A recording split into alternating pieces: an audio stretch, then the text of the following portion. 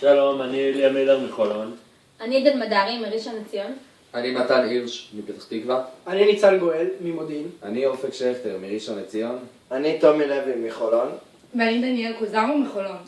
שלום, כולנו שינשינים בתנועת הנוער הלאומי. אנחנו גרים בקומונה בגן יבנה, ויש לנו המון בעיות שהיינו שמחים שתבואו לחדש לנו. יש לנו דלת שנתקעת וקשה מאוד לפתוח אותה. תקרה חסרה מבחינת ערכים, שבורים, המון בעיות חשמל.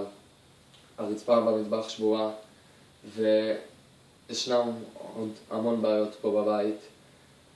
וזה בית עם המון פוטנציאל, אבל פשוט אין לנו את הזמן לטפל בו בעצמנו בגלל העבודת התנדבות שלנו, בין אם זה בבוקר, במוסדות החינוך שונים, ביסודי, בחטיבת הביניים, בתיכון, ואחר הצהריים בסניף של תנועת הנוער שלנו.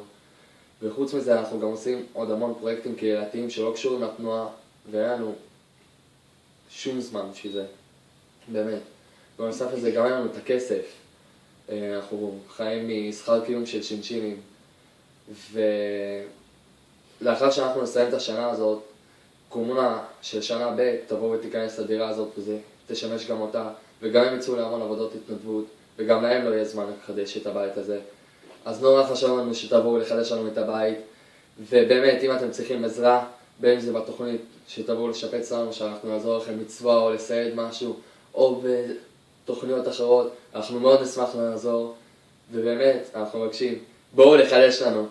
ביי, להתראות. ביי, תודה.